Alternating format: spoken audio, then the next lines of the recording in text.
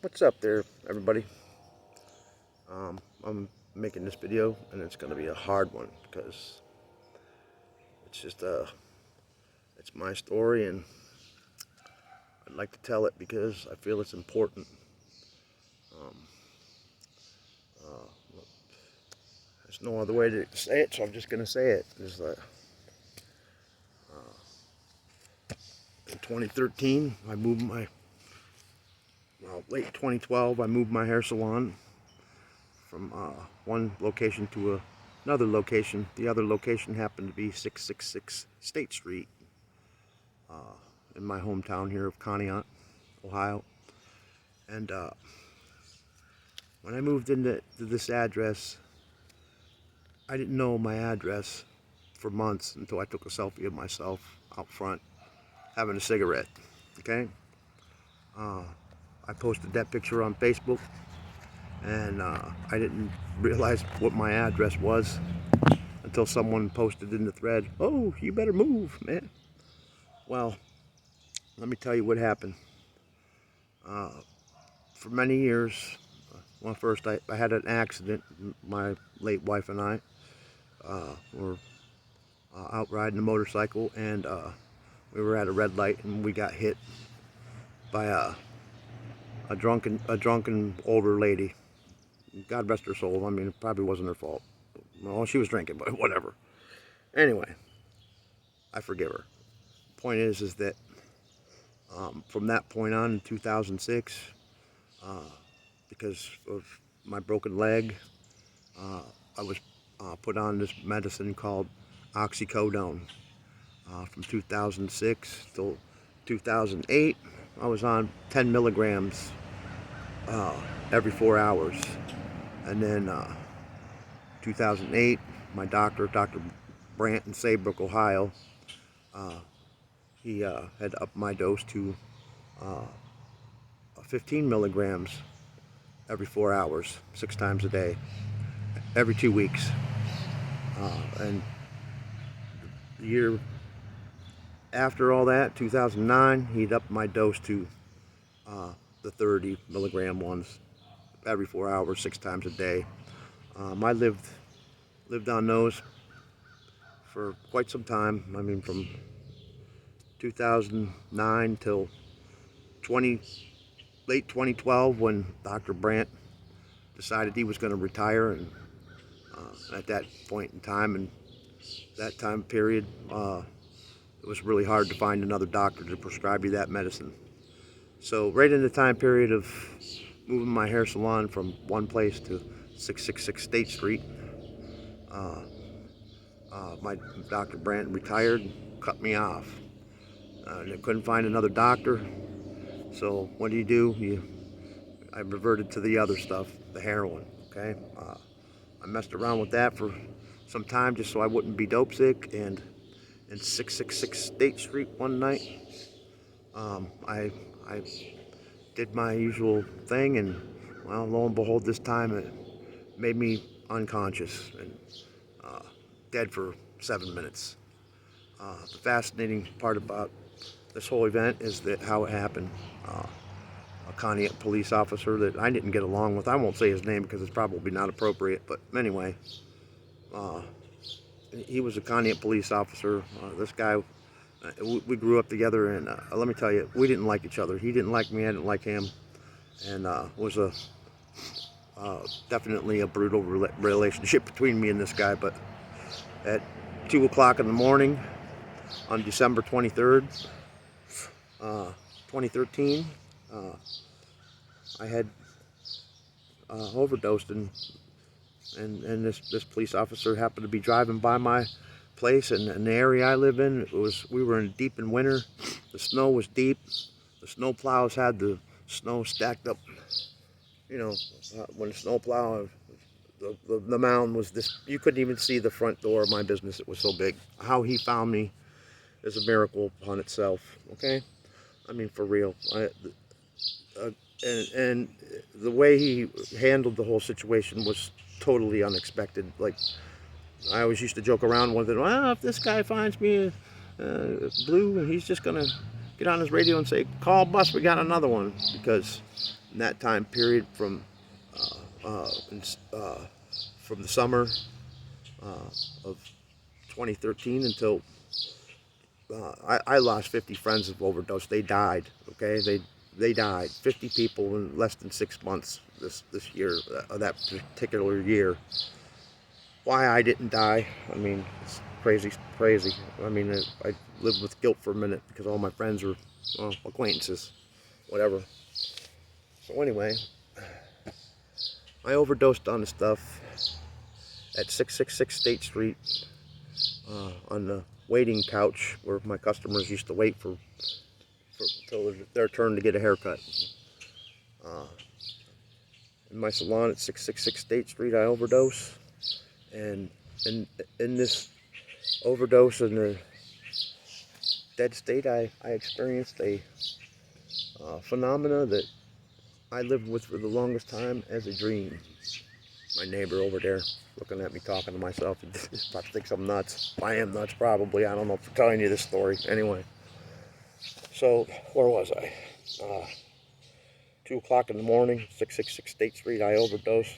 A police officer, we played cops and robbers for 25 years. I mean, we didn't like each other, but he found me, put me in his patrol car and drove me straight to the ER where Dr. Nemi, I can tell his name, Dr. Nemi, the emergency room doctor at the time, who had been my client for on and off throughout the years in my barbershop. You know, throughout them years, he would always, every time I would have to deal with Dr. Nemi, he would always say, I'm gonna see you in my emergency room over these things, these pills you're taking.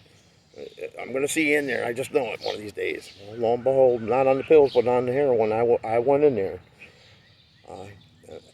Anyway, during that realm, what I called a dream, from that 2013, December 2013, until late 2017, early 2018, when, I mean, I lived with this for a dream until that, like I'm a logical, reasonable, common sense type of thinker. I did a drug, I overdosed, I told myself, you had a drug-induced dream.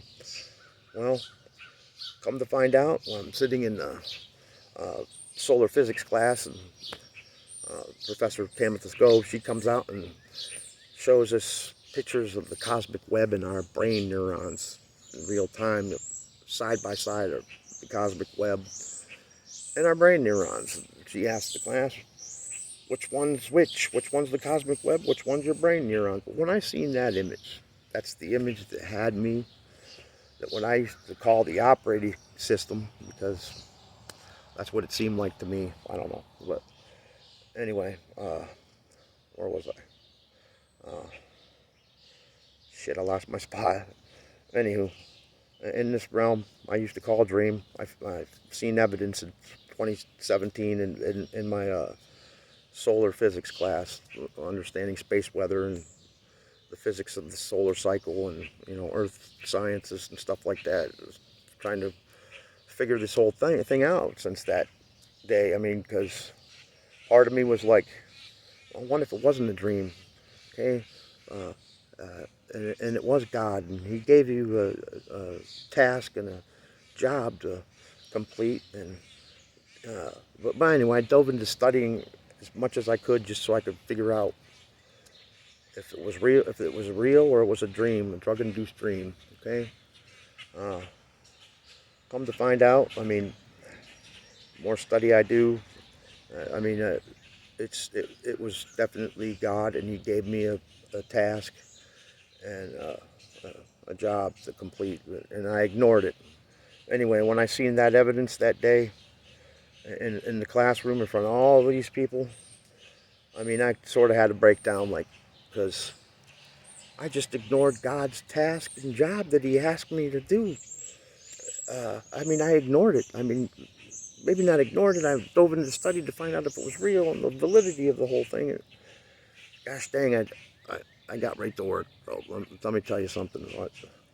I've been a warrior in God's army ever since. But I mean, in the I don't know what to call it, the realm, The experience that I had was, it was like I was on my couch. I did my dose. I was on my couch. I did my dose, and then I was in that realm. And let me tell you, I didn't see any bright lights or white lights or any of that stuff. It was right now. I was there. Okay, and you know, my mother, who had been dead since 1985, I could smell my mom.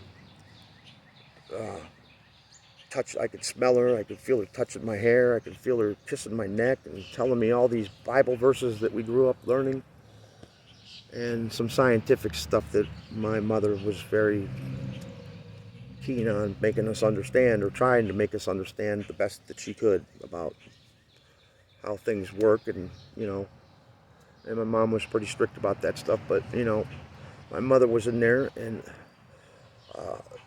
what I called the operating system, which I now know is God for sure, the God of Abraham, whatever. I mean, for real.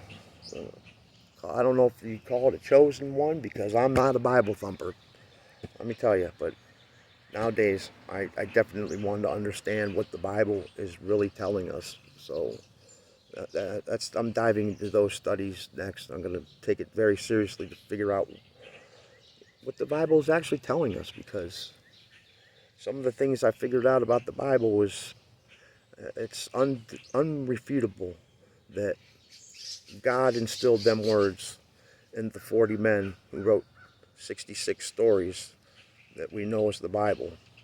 Okay, over 2,000 years. That's crazy. Anyway, call it a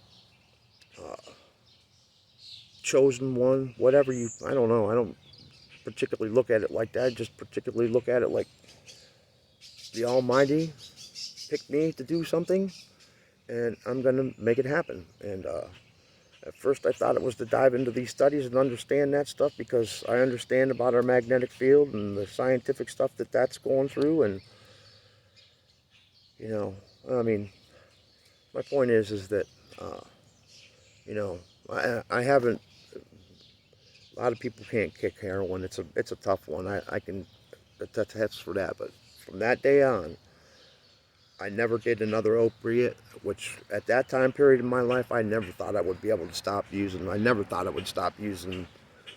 I never thought I would stop using heroin. I never thought I could get off of this stuff. But I'm here to tell you that since that day, December 2013, I haven't desired an opiate. I haven't even thought about it. I mean, it doesn't bother me to see other people mess with it. I worry about them, but I mean, what are you going to do, It doesn't bother me, though. I don't crave for it like I do these stupid things. Anyway, I'm here to tell you that, our world's in definitely disarray. And if we don't come together with wisdom, logic, reason, and common sense, and what we all understand, what I used to understand was agreed upon scientific and medical research, and biblical stuff. I mean, I'm a beginner at. I mean, I understand the Bible and know the verses, but I mean, I don't know them by heart like the pros do. I'm going to learn it though, and that's my mission: to understand the Bible and what it actually tells us, and maintaining my warrior in God's army. You see that hat? That's a miracle. I mean, about the police officer that saved my ass at 666 State Street. I mean, it's a miracle, man, because a couple of years after this event, this police officer moved from Conneaut to the town next door, Kingsville. Police officer in Kingsville. Well, he got in some trouble bringing a girl into the chief's office and, doing the winky dink, whatever. He got caught and ended up catching the charge and losing his job and all that jazz. Well, he caught a court case. So, I mean, I was telling myself, well, hey, God, the guy saved my life. I do want to thank him for it, and today we don't hate each other. Me and this guy, or the police officer that saved my life, he's definitely, I have a totally different opinion about about him today, because I couldn't have an opinion. I was too stoned up on the opiates caused by prescriptions and doctors. And, yeah, that's their fault. Anyway, so he caught a case. I went to his case to, give him a character witness because he was a good police officer. None of us wanted to leave our house with our drugs or our weed or any of that shit. You didn't want to go out if he was on the job because he would sniff it out and bust you. So he was good at his job. But anyway, I went down there to stick up for him and tell him the court, what I thought of this guy and what he did for me and how much I didn't like him. And, our past of getting in fights, me and this guy over the years, whatever. Anyway, when I asked him, I said, hey, I got to know, what caused you to stop after 25 years of driving by my hair salon, my business? If it was 2 degrees out and my front door was open to my business, you guys wouldn't stop for nothing to check on my business, because I was the rebel in the town, whatever. But they never checked on it. So I had to ask him, I'm like, hey, what caused you to stop with the snowdrift? And for him to see me, how that was, because I was so high up at 666 State Street, I didn't care about shoveling the walk for my customers. I didn't care if he walked over 10 feet of snow to get in that place at that time period. I was so on the stuff. But anyway, I asked him, I said, what caused you to stop your patrol car at 2 o'clock in the morning in a blizzard and see me and they're laying on my couch? Now think about this. 1 second later, I wouldn't be making this video today. For real, 1 second. Anyway, I call it something the Lord reached in and saved me from the devil at 666 State Street, because the devil had me. I mean, when the whole time being in that place, which I only lasted in that place for not very long, 7 or 8 months. Once I realized the address, and then I OD'd in there, and I was out of there. But anyway, I asked the guy, what caused you to stop, man? He told me he got one of those burning itches on his foot, on the bottom of his foot. And police officers, they wear boots and tactical shit, so he said he had to pull over and rip his boot off to itch his foot. When he did that, he said the second he got to take his boot off to itch his foot, he looked up and seen me laying there, right? So he found me, put me in his patrol car, and drove me to the emergency room. It was the exact opposite of what I thought he would do. Shame on me, right? I ended up getting in trouble over, being in that circle. Let me tell you, it's an evil circle of douchebags, stupid people. Anyway, I ended up getting in trouble. It cost me, check this out, my own drug guy I used to buy my stuff off of, he got in trouble and then set me up to snitch on me so I'd get a charge or whatever. When this first happened, I was mad at all them people. I mean, the chief of police in my town, I grew up with this guy since kindergarten. And before, in the past, he'd say, hey, Rob, you chill out there looking at you. Right, well, this time, I think that, since we grew up together, the chief here, and he was sick of finding, the chief was sick of finding, people he grew up with blew in their home, overdosed on junk. Well, I understood. I went around a few years later, especially after I realized that the experience I had was not a dream, but a miracle. And so when I realized that, I went around and I thanked all these people, the police officer, the judge who, pretty much, I grew up with this judge too. His name's Judge Harris. He's a fantastic dude. I mean, I've been in his courtroom a lot of times for driving and speeding around him. Anyway, I ended up making a relationship with the judge over my driving habits. Anywho, this particular time, they saved my life, and there's no question, no doubt. It was worth all the trouble I got in. I'm not mad. I'm grateful for these people that, put me in a sting operation to, so that I'd wake up out of the stupidness, right? Well, they saved my life. and the Lord up there saved my life. Lo and behold, I'm here to tell you this. Thank Him. That God's real, man. And we are in these times that I just feel like it's not hopeless. It's something that we have to spread around, get our values back.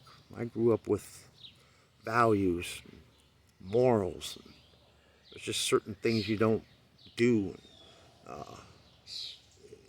Values and morals are so important. We've lost them all over the world, okay? In my studies, I come to realize that about technology.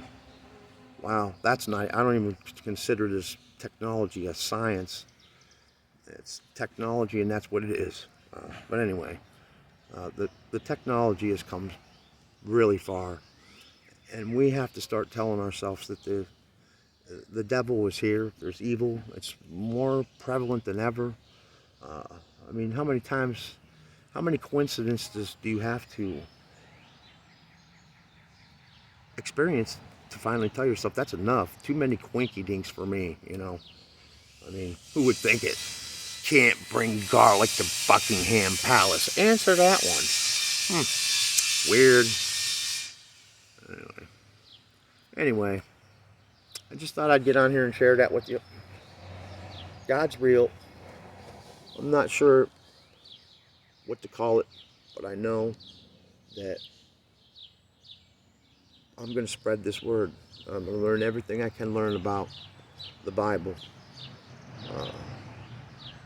Some of my professors, in the studies I tried to dive into to figure out this thing, if it was a dream or not. I mean, one professor, he says, once he started to figure out he was lied to or whatever, right? Because he, whatever, called us in, all these people he ever taught. And this man said, I want you guys to forget everything I taught you. We're starting from the beginning. We're going to learn this stuff all together. Great advice. Anyway, I'm going to jump off of here. Oh, one more thing. After this experience, God, which I used to call the operating system now because it felt like a computer to me, because whatever it commanded out of me in that experience, which I didn't get the, oh gosh, I'm dead more. I got the, I'm home, feeling like I didn't want to wake up. I was actually mad when Dr. Nemi woke me up in the emergency room. I was pissed. What did you wake me up for? I was having a great dream.